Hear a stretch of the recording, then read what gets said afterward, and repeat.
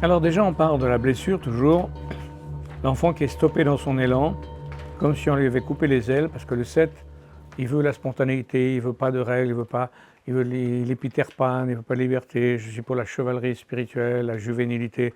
Qu'est-ce qu'on m'embête avec des règles, des lois, etc. Donc sa préoccupation, être libre, prendre du plaisir et rester en mouvement. Et préoccupation sociale, focalisation sur amis, associations, groupes. Voilà. Quel est le résultat?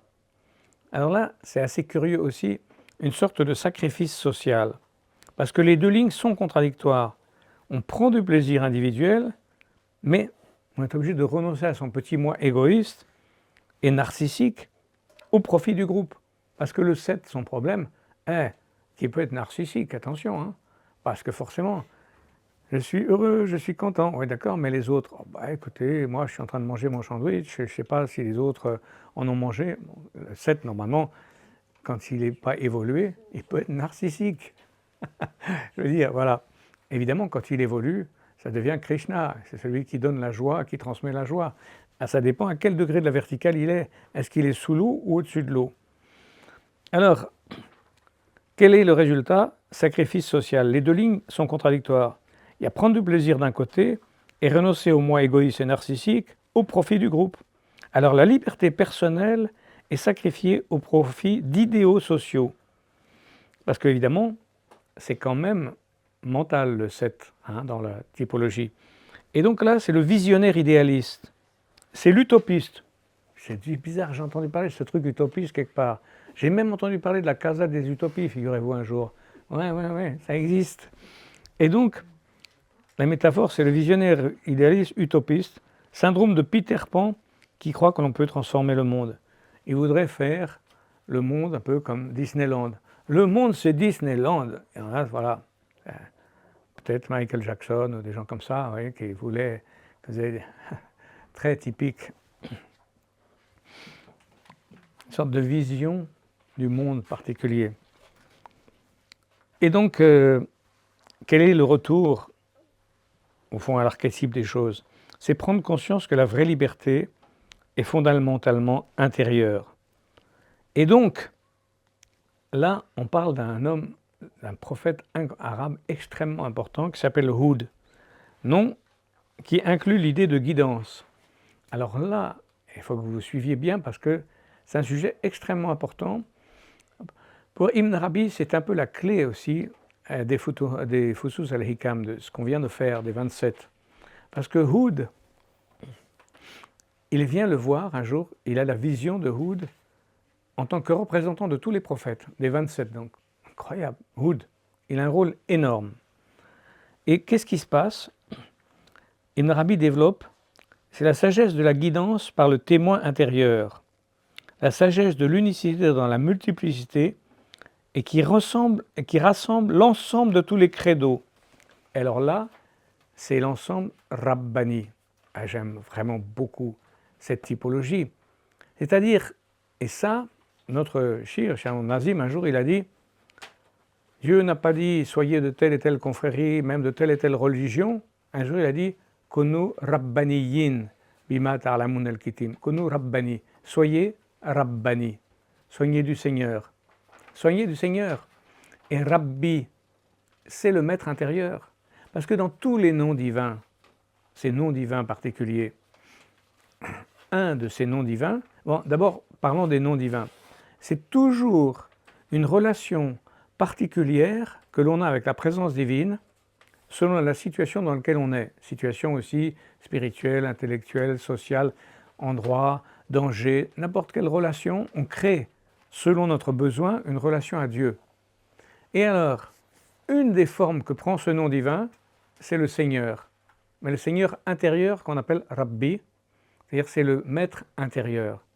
Et donc au fond, tous les maîtres de toutes les religions, tous les prophètes, de tous les endroits du monde, ne peuvent que conduire au Seigneur, à Rabbi qui est à l'intérieur de nous, même qui serait l'Emmanuel. Dans la tradition indienne, c'est ce qu'on appelle le Purusha. Le Purusha, c'est le maître intérieur qui sustente le monde, qui soutient le monde, mais de l'intérieur de nous, il nous soutient. C'est notre maître intérieur, Rabbi. Rabbi, El-Murabbi. Rabbi, le Seigneur éducateur, que donc j'ai appelé moi l'enseigneur. Pas l'enseignant, l'enseigneur, le Seigneur intérieur qui nous conduit. Et donc finalement, de tous les coins du monde, de tous les prophètes, ils nous conduisent tous à Rabbi, le maître intérieur, le Seigneur intérieur, parce que c'est la forme particulière que prend Dieu pour nous guider. Et donc Ibn Arabi va vous dire, quand Allah, au-delà de tous les noms, veut vous guider, il va vous tenir par le toupet, c'est-à-dire par les cheveux. Et quand il vous attrape par les cheveux, ça veut dire qu'il vous attrape par votre Seigneur. C'est-à-dire que Dieu, au-delà de tous les noms et de toutes les croyances et de toutes les définitions, nous attrape par notre Seigneur. Et on pourrait rapprocher ça de la parole de Jésus qui dit « Nul n'arrive au Père si ce n'est par le Fils ». Et en fait, on va le traduire en mode indien aussi, vous passez par Ajna Chakra ici avant d'arriver à Sahasrara. On passe par ici, en fait ici c'est le maître intérieur, pour arriver à Dieu au-delà des formes. Vous voyez? Et ici c'est Rabbi. C'est ici qu'on connecte Rabbi. Et comme par hasard, connecté dans le Sujoud aussi, hein, et vous connectez Rabbi ici, le Seigneur intérieur, qui se développe sous forme d'une lumière très particulière. En réalité, comme je vous l'ai déjà dit, c'est là que vous découvrirez la lumière de votre maître intérieur, c'est une lumière vivante. Vous la sentez parler dans votre cœur, au-delà des mots. Une lumière qui parle, une lumière vivante. C'est le Seigneur, on peut le rencontrer, on peut le voir. On le voit, et c'est lui qui nous amène au-dessus. Et le plus incroyable, c'est que c'est réellement, techniquement même prouvé en Chine, parce qu'en Chine, il vous parle des 3 Tantien, donc Jing, Qi, Chan. C'est les Sanbao, c'est les 3 trésors. Jing, Qi, Chan. Jing, c'est l'énergie vitale originelle. Qi, c'est l'énergie qui est dans la poitrine et qu'on prend par la nature et par la respiration. Et Chan, c'est la conscience profonde qui est ici. Et en fait, quand cette énergie vitale se conjoint avec le chi de l'énergie, ce corps de lumière à l'intérieur dont je vous ai parlé, il se nourrit avec son biberon ici, c'est-à-dire il devient nourri, il finit par se décoller de l'intérieur du cœur en se nourrissant ici. Quand il est assez puissant grâce à cette nourriture de la conscience et de la lumière ici, il sort du corps par la fontanelle. C'est une expérience véritable, elle existe. Plein de gens l'ont vérifié. C'est tout simplement une réalité presque technique, scientifique, protocolaire. C'est ça la voie initiatique. Ce sont des choses qui vivent et qui existent grâce à ça. Mais ça commence par nourrir d'abord le maître intérieur. Et donc, quand le maître intérieur est nourri, Dieu nous prend par ici, comme par hasard, et nous guider par notre maître intérieur. Il y a de quoi méditer, non? Et alors, justement, je crois que je développe là, Dieu nous tient par le toupet signifie communiquer à travers notre Seigneur personnel. Cette phase divine en nous, unique, qui est notre signature. J'en ai parlé plusieurs fois. Moi, j'appelle ça la signature de lumière. Je vous signale que, encore dans, comme par hasard, une signature de lumière, mais le Coran, Surat An-Nur. Bon, on parle de Allah, Nur, Samawati wal Ard, Dieu est la lumière du ciel et de la terre. Et un peu plus loin, on trouve wa tayrun wa likulli salatuhu wa tasbihu, et que ce soit même les oiseaux, chaque créature a sa forme de prière et de tasbir, c'est-à-dire de glorification, donc de louange. Et donc chacun d'entre nous, il a une sorte d'unicité dans sa relation à Dieu, à travers sa prière et sa louange. C'est le Coran même qui le dit. Et donc on a notre signature de lumière personnelle, qui est notre forme de relation unique et personnelle avec Dieu, qu'on appelle d'ailleurs le secret. Quel est votre secret? Celui qui est impénétrable. C'est votre relation avec Dieu, unique et personnelle, cette signature de lumière, qui est votre petite fenêtre. Ibn Arabi appelle ça « wajhul khas », une fenêtre particulière, exceptionnelle, on va dire, pour traduire exactement, « wajhul khas », votre fenêtre unique et personnelle d'intimité avec Dieu que personne ne peut connaître si ce n'est vous et Dieu. votre relation unique et personnelle avec le Seigneur. Eh bien, c'est de ça dont il s'agit. Et c'est à travers cette fenêtre que Dieu, au-delà de toutes les croyances, nous parle. Et là, je cite le verset, « Il n'est d'être en mouvement, وَمَا مِن دَابَّةٍ إِلَّا وَهُوَ يُخْرِجُ مِن نَاصِيَتِهَا » Il n'est d'être en mouvement, si ce n'est lui qui tient le toupet, donc les cheveux. En vérité, mon Seigneur est sur une voie droite. Ça veut dire que seul mon Dieu est au centre de l'immobile, de l'éternelle immobilité qui contient tout. Tout être, sinon, est en mouvement. Il n'y a que celui qui rejoint le centre, qui rejoint le divin. Et notre chemin, si vous voulez, c'est soit vous êtes sur le cercle de la roue en état d'errance, soit vous prenez un chemin, c'est le rayon de la roue, le rayon qui part de la circonférence vers le centre. C'est ça le chemin. Vous avez la roue, soit vous tournez ce qu'on appelle le samsara, c'est-à-dire dans l'errance continuelle, et vous tournez toujours au même endroit, comme le poisson rouge dans le bocal, ou alors vous décidez de prendre un chemin, et c'est le rayon qui va de la circonférence vers le centre du cercle, c'est ça le chemin. Et là, l'être en mouvement, il va vers le centre. Et quand il arrive au centre, et qu'il n'y a plus rien à faire, il rejoint là son Seigneur. Dieu est le seul sur la voie droite, comme le moteur immobile dont parle le Tao. Les créatures, elles, sont en mouvement. Voilà. Et vous voyez, devinez s'il n'y a pas à méditer déjà sur le numéro 7. Je peux vous dire qu'il y a beaucoup à penser et à méditer aussi sur cette sagesse. Vous voyez. Et là, c'est vrai que, d'ailleurs, sur cette sagesse, le taoïsme vous donne quelques éclairages que vous pouvez ensuite retrouver dans le Coran, par exemple, où que vous tourniez, là est la face de Dieu. Voilà. Mais, quelquefois, pour mieux lire le Coran, ou lire des textes qui contiennent tout, on a besoin d'autres cultures qui nous éclairent quelque chose qu'on n'aurait pas bien lu, mais qui a été éclairé par d'autres formes de culture. Ça, c'est le plan divin qui a voulu disperser. C'est ce qu'on appelle Ayn Tadbir, c'est-à-dire la science de la dispersion. Et beaucoup d'Ahl-Bayt, les Ahl-Bayt en général, et même Ibn Arabi lui-même, il a dit « J'ai fait exprès de disperser la science ». C'est pas linéaire, il n'y a rien à un endroit.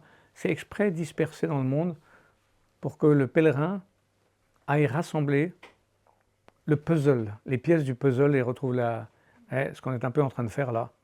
Il faut rassembler les pièces du puzzle. Alors on arrive maintenant au numéro 8, social. Et donc c'est l'enfant qui s'est senti humilié, vous vous rappelez le 8, il prend une position qui sentait injuste.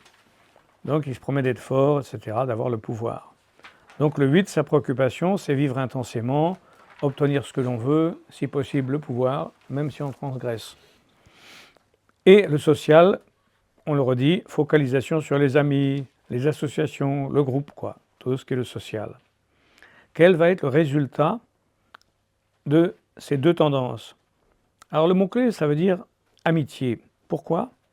L'excès du 8 va se manifester dans le domaine social. Le groupe va devenir primordial.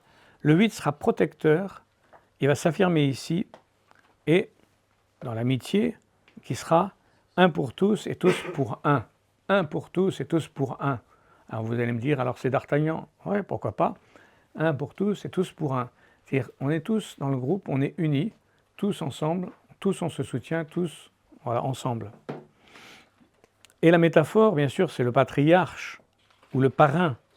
La loyauté pour la cause prend le pas sur l'ambition personnelle. Comme le parrain à un mafia, même carrément, quoi. Ou, bien sûr, le patriarche qui s'identifie au groupe. Prendre conscience, mais au groupe qui le gouverne. Prendre conscience que gouverner, c'est ça le retour, manager, puisque ça c'est le grand gouverneur. Et le 8 social, c'est par excellence celui qui veut être le chef du monde, enfin je veux être le chef de l'ordre mondial. Et le président de la République, ça ne lui suffit pas. Il voudrait être président de l'ordre mondial. Le 8 social, vous imaginez, déjà les 8 normaux, c'est des tyrans ou des rois, enfin, en tout cas des gouvernants qui voudraient le pouvoir. Mais comment gérer un peuple? Comment avoir le pouvoir? Est-ce qu'on va être un gouvernant juste, éclairé, comme on avait dit qu'était Moïse? Mais Moïse, il était dans la survie, là, du peuple hébraïque. Mais là, on parle de celui qui veut être le grand roi, le grand gouverneur, qui comprend tout. Comment est-ce qu'on peut l'être? Prendre conscience que gouverner, manager, diriger, c'est avant tout d'inclure, d'intégrer tout être à sa juste place. Vous voyez, le véritable enseignant, gouverneur, je veux dire, on va dire gouverneur, pas de mots, avant de dire roi, le gouverneur, c'est quand même celui qui accepte l'ensemble des êtres. Déjà, un président, vous savez, il fait toujours le numéro « Je suis là pour vous rassembler tous, ne vous inquiétez pas, j'ai eu que 51% des voix, mais je vais tous vous rassembler quand même. » Vous avez vu cette chanson des tas de fois. Donc, c'est ce qu'il dit, je vais vous rassembler, parce qu'il ne pense qu'à ça. Oui, sauf qu'il n'a peut-être pas les moyens. Et encore, de qui il parle? Qu'est-ce qu'il va rassembler? Est-ce qu'il va rassembler aussi les animaux? Justement, l'écologie dit, hey, dis donc, et la planète? Il faut quand même penser aussi. Et lui, il n'y pense pas forcément. Vous vous rendez compte? La problématique de qu'est-ce qu'on rassemble quand on est un vrai gouvernant? Qu'est-ce qu'on rassemble? Et c'est là où intervient le modèle, l'archétype qui est Salomon. Parce que le roi Salomon, non seulement il gouvernait les êtres humains, mais même les animaux, les vents, les diables, les djinns. Et donc, il s'agit de la gestion d'une royauté telle qu'elle fut unique, royaume terrestre et subtil, celui de Salomon. Dieu lui a soumis les vents, les démons, les djinns, les oiseaux et la langue de tous les animaux. Il savait parler aux fourmis. Son royaume est protégé non pas par les djinns, mais par cette science du livre, liée à la création récurrente que possédait l'un de ses compagnons. Là, je ferai une parenthèse là-dessus, mais je vais d'abord essayer de vous faire sentir. Vous voyez ce qu'on veut dire? Le véritable archétype du gouverneur social. D'ailleurs, on peut déjà penser au Mahdi. D'un certain point de vue, le Mahdi serait comme ça. C'est-à-dire, il aurait la science non seulement des êtres humains, mais du monde subtil. Rassembler les anges, les djinns, les animaux, quand même. Franchement, quel gouverneur qui ne s'occupe pas des animaux, et juste des êtres humains, et qui ne s'occuperait pas de l'écologie, des arbres, de la terre? C'est incroyable. Mais malheureusement, je sais que c'est ce qu'on voit. Mais c'est carrément invraisemblable quand on comprend, quand on a conscience de ce que c'est que de gouverner. Gouverner, c'est inclure toute chose. On ne laisse rien de côté. On prend le tout. Si on veut gouverner, que soi-disant on a la responsabilité, on est responsable de tous les aspects de la terre, y compris les fourmis. De tout. Eh oui, ça c'est le 8 social. Et alors, il se trouve que Salomon, il pouvait gouverner de cette façon-là. On lui avait donné le pouvoir sur les anges, les vents, même les vents. Les vents lui obéissaient, vous vous rendez compte? On parle de le vent lui-même, les démons même. Il les faisait travailler carrément pour construire.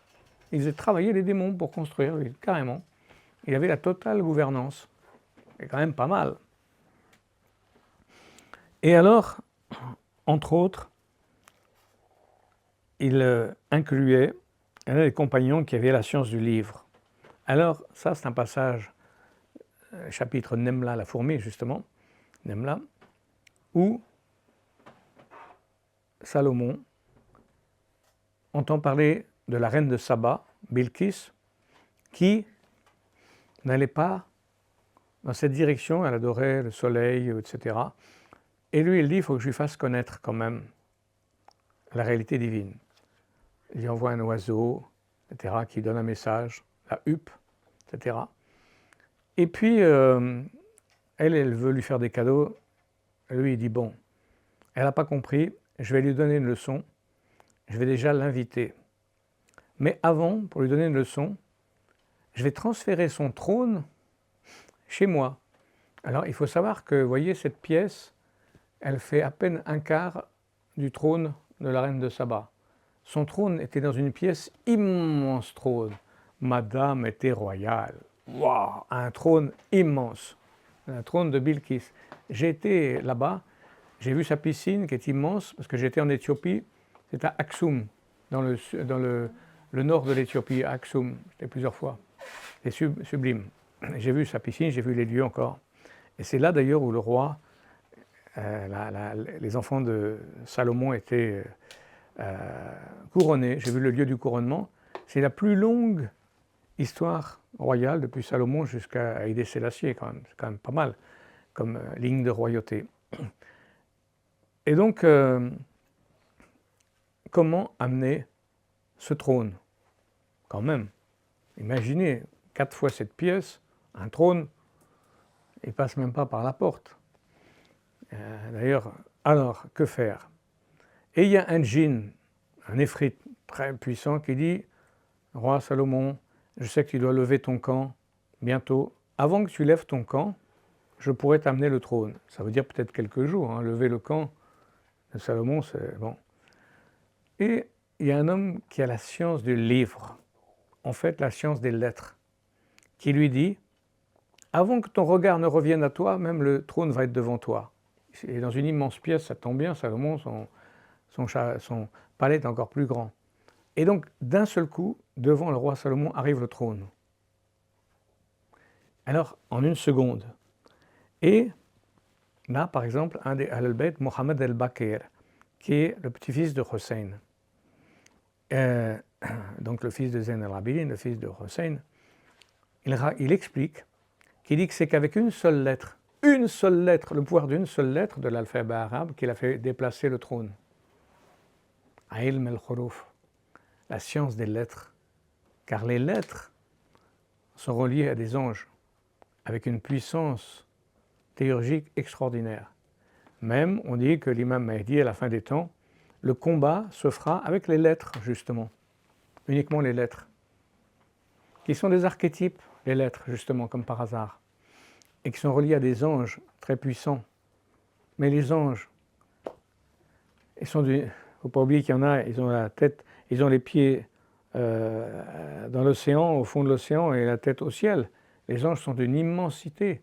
Donc souvent, on croit, nous, on voit tout à notre image, mais il ne faut pas oublier qu'il y a des multitudes d'anges, des millions d'anges, et des immensités d'anges. Alors, il faudrait quand même savoir. Et la puissance de ces anges est incroyable.